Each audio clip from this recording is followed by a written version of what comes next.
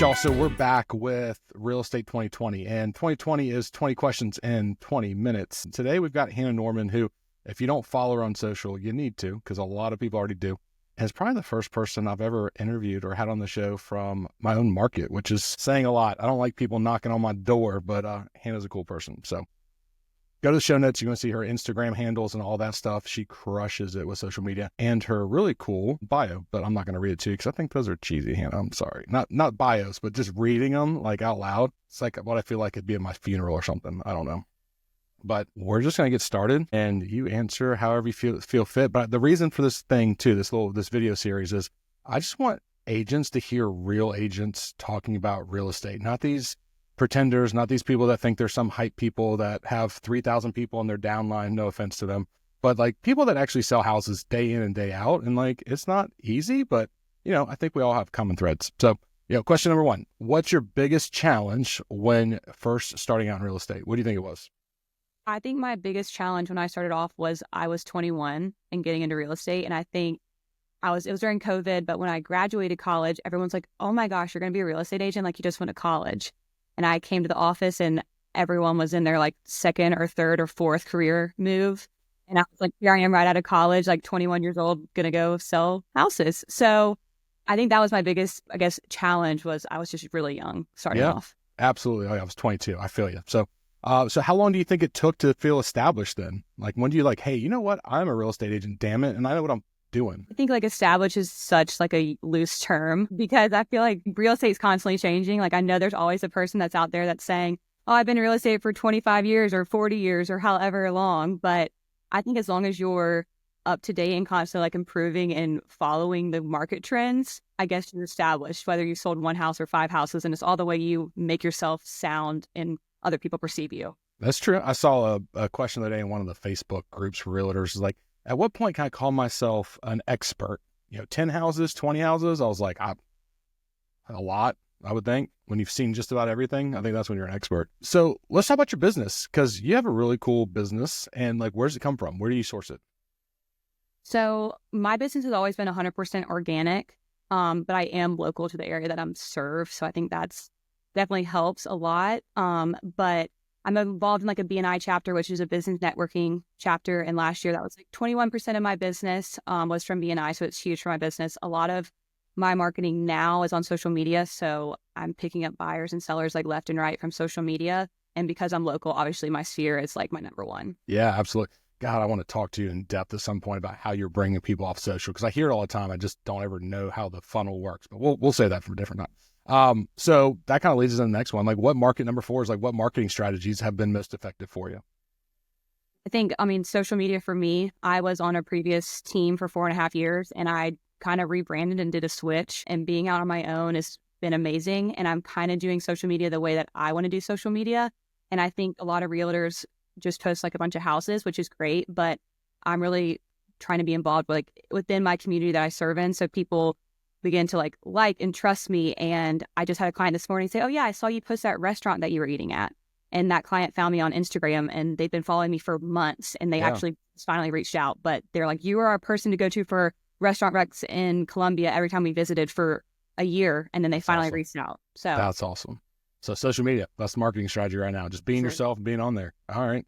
So what do you think your most innovative idea or strategy has been, or that you're working on? You've got some things in the hopper, I'm sure. So I think my biggest thing that I've done has been, and the newsletters are really hard for me. One of my goals this year was to try to send out a newsletter once a month, which seems like nothing, but like for me, that's sitting down and spending 2 hours making newsletters, like very hard for me. Right. But I made a guide to Colombia, which is a city in the market that I serve in. And I basically just have my top restaurants, like hotel recs, places to live, like my top 10 things to do when you're in town. Yeah. Places to see, basically just like a guide to the city. And I actually use that as a lead gen. And it's like on my Instagram, I made like a little video about it. And since I posted it earlier in the fall, I've gained like 400 email subscribers for my newsletter off of it. Snap. Yeah. Because I mean, everybody's Googling, right? They want to know where to move. They need information. So you're giving it, but you're obviously asking for some stuff in return. That's brilliant. Kicking gears a little bit back to new agents, or just your thoughts on it. So like, what do you think a common mistake would be for new agents right now in this market? I don't know if it's just new agents or it's just agents in general, but I think a problem is a lot of agents just talk too much about things they shouldn't be talking about. I learned starting off, like, the best answer is like, I'll talk to my client.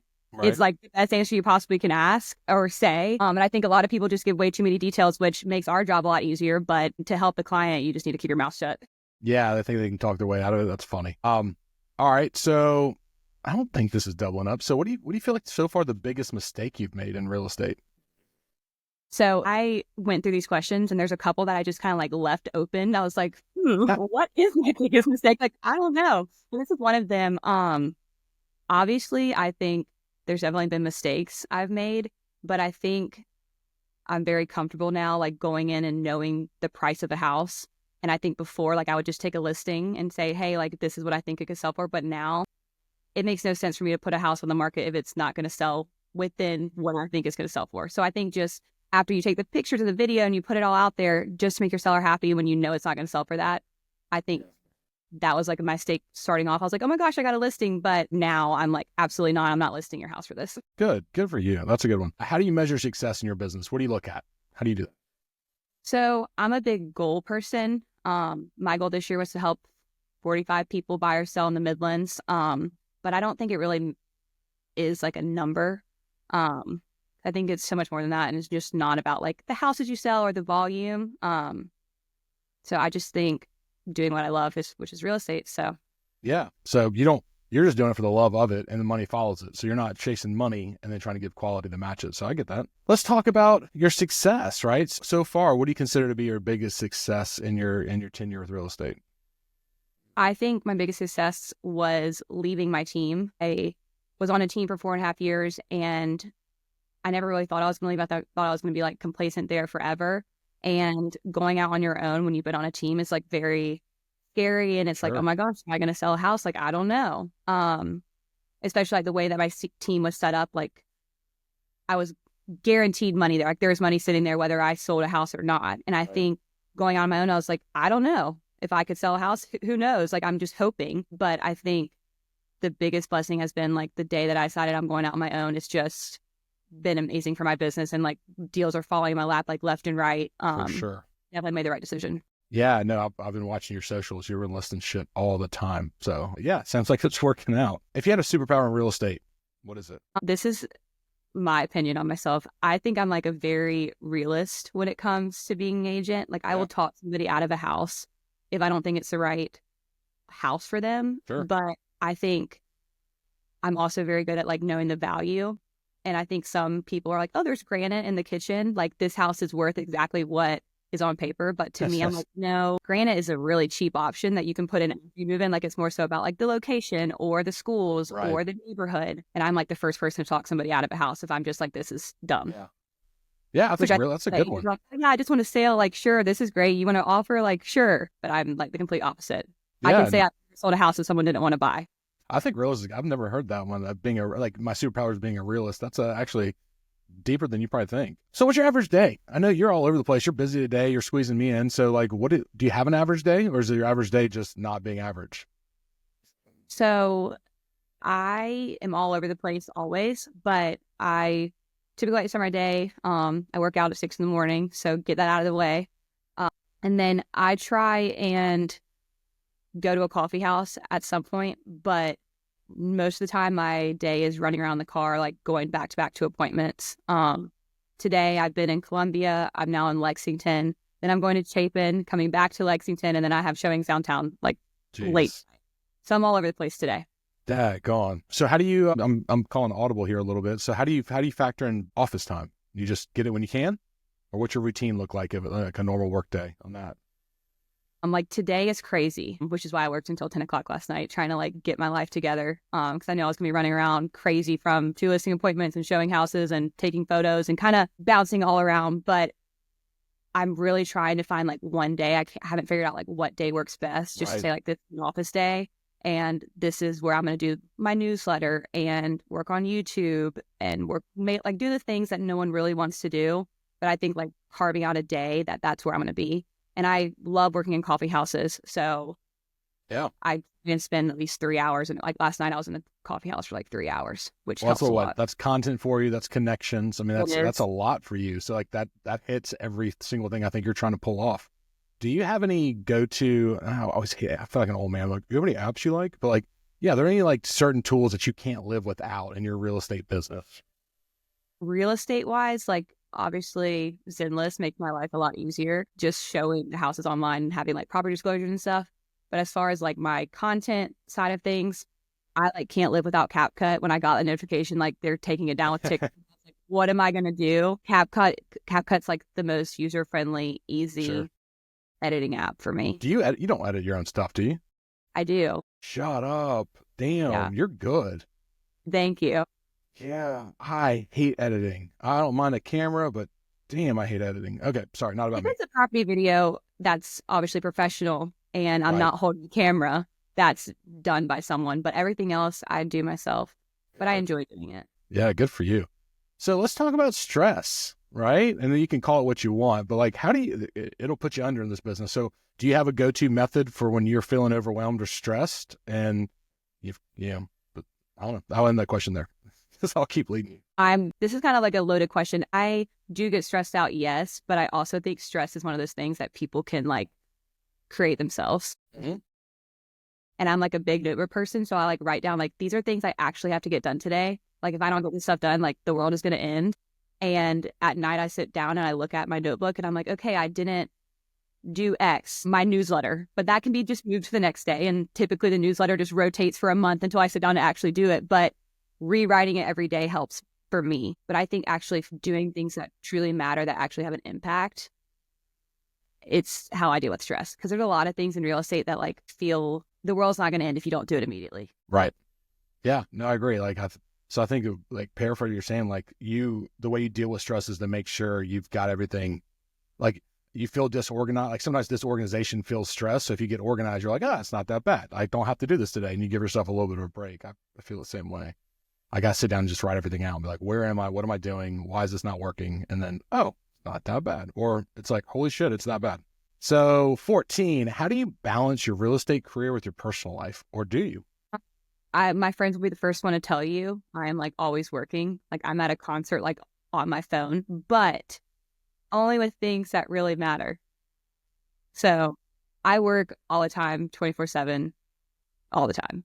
So I'm not the, like, do I have real estate, like career, personal life balance? Like probably not, but I choose to work like that. Like I think some people are okay, like just selling like 10 houses a year or 20 like houses. And I'm like, no, I want to sell 45 houses, which means like I need 10 a month, like here, like, or whatever, not 10 a month, but 5 at least. Yeah. Oh, I get it. I was listening to a book earlier and the guy was like, I like to work. And if I get tired, I'll quit working. But until then, leave me alone because I like to work. Um, let's see. Number 15. How's your career affected your family life or relationships? Have you mesh that through, like making time for family? So did not do a very good job, like meshing my personal relationships with my career because I was just working like stupid hours all the time. And with my previous like team, I was an employee and then I also had my own business. So when I wasn't an employee of the team, I was doing my own business, which typically was at night or on the weekends. So it has affected my family life and my personal life. That's why I'm single. So here we are. I've learned to manage that in the last couple of months to figure out what I need to do. Not a real question, but I guarantee you saying you're single, you get a ton of people trying to slide in your DMs. You would think I'm like 400,000 people looked at my Instagram in the last month. Like none of those boys are single. Like, come on. You got to work on a different call to action on that one, I guess, right? I know. I don't know who's listening to this podcast, but I'm single, Hannah Norman. Got your Instagram handle below. Start there. So again, it may feel a little redundant, but I want to dig a little bit deeper on this one. So how do you recharge? Like, is it working out? Is it taking trips? Is it going to football games? How do you recharge when you're feeling a little bit burnt out? So my like favorite place in the entire world, my happy place is to be on a boat, like in the middle of the ocean, like offshore fishing or something that doesn't have phone service because it's like that is like 10 hours where I can just be at peace. But in Columbia day-to-day life, I run a lot. I work out a good bit. Also, just putting away my phone has been great. Like sometimes I'm like, I don't have to do this right now. And I think now that I have a balance, knowing that people aren't expecting me to respond within 5 seconds. Right. And I think Apple having like the reply later and like setting a time has been the biggest blessing to me. Because I'm like, I can respond when I need to and not send it at 10 o'clock at night or when I'm up at 6 in the morning. Like this morning, I sent a text to an agent. I was like, I'm not going to be psycho and text her on the way to the gym at 5:45 in the morning. But here I am acknowledging her and I'll send it at 8:30. You're such a good human. I will send that bitch at 5:30 in the morning. I will hit send. They text me at 10 o'clock at night. Sorry, I'm getting back to you. Hopefully their phones are off. Who sleeps with their phone on anymore, right? I mean, like on. Mine's on, but silent. Well, 17 is going to talk about work-life balance and agents that are struggling with it. But let's change it to, if you could do it a little bit differently, looking back, is there something you would do differently to kind of separate work and life balance? Or is your opinion like there isn't any? Like if you want to make money, you grind. If you don't have to.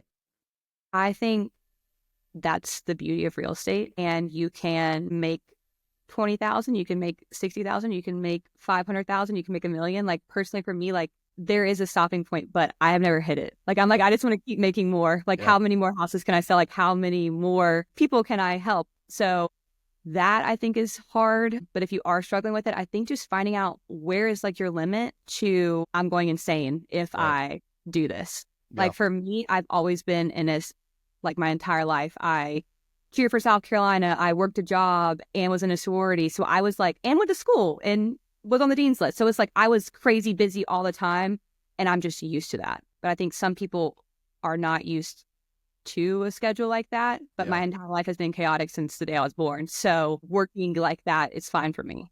Yeah, I always tell people like, you can definitely do 100 deals a year for sure. But like, what are you willing to give up? Because you're not going to have a fantastic social life and home life if you're trying to do 100 deals, right? You have to give. And so I think some people like myself, yourself, it sounds like, are okay with a little bit of unbalanced work-life balance because we're trying to do things that we have to say no to stuff. So I agree with that one. That's a good one. And I also like finding people in your business, or not to push off jobs to other people, but delegating what's actually important. Sure. Yes. Am I going to pick up lock boxes? Yes. But like, should I really be doing that? Probably not. Right. Like someone doing that for me. Yeah, no, that's a great point. Delegation's one of the only ways I think you can find balance in this business. All right, so we're wrapping it up, going for, I think we got 2 more left. 3. So what do you think the future of real estate is? It's been a whirlwind last couple of months, years. So like, what do you think the future is going to look like for agents or whatever, however you look at it? I think real estate is constantly changing. And I think just where our world in general is heading is a very like digital, social media, marketing present society. And I think real estate is, I'm surprised real estate's not already 100 miles ahead of where they are now. But I think real estate is going to be very digital very soon. And I think they that are not doing it now, whenever it gets even crazier, which it will, it's going to be really hard for them. Yeah, the learning curve's going to be hard. All right. So do you stay informed with market trends? And if you do, how do you do that? Do you look at data, or you just head down and working?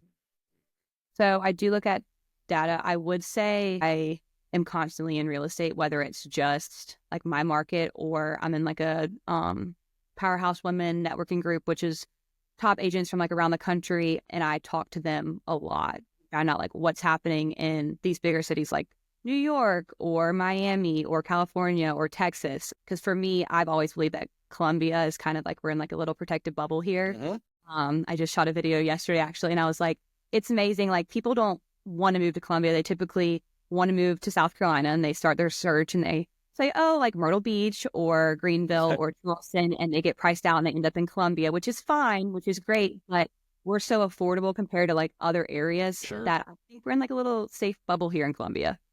Yeah, no, I feel that. And then I like we already asked that question. Let's double up. So what advice would you give to someone starting out? You had to start over again, knowing what you know, knowing what you've done. What would you do differently to give somebody a leg up? I think finding someone, either like a mentor or a top agent in your market, even someone in your office, and just being present and around them is like the biggest piece of advice I can give, because they don't teach you shit in real estate school, really. And when you're out in the real world, it's like, I don't remember learning about this. Yeah. So I think just having practice and being around it and hearing the way people, like other agents talk to other agents, or agents talk to buyers, when to shut up, when you can talk, how to do a listing presentation. Those are all things that you can't just like learn. You have to learn it from somebody else. So Absolutely. definitely find like a mentor or a top agent and just rip off and repeat. Yeah. The real estate that I literally love on Instagram. And I'm like, I love this person and like I want to be them. And I just watch what they're doing and rip it off. No doubt. Right. No original ideas anymore. Just you gotta learn the basics to get good at it. So all right, we almost hit it. We're at 22 minutes, so we're close. So Hannah, thank you for joining me today. Thanks for sharing some wisdom. Like we said, your socials and your bio will be down in the show notes. And then you okay if people DM you, have questions about this, that, and the other, and all those good things? Or maybe not dates. You know, say maybe a date. Like you need. She's always taking referrals too, y'all. So you need to look her up, because I'm sure she will gladly sell some of your people some houses. So Hannah, thanks a lot. I appreciate you doing this. Of course. Thank you for having me. Bye.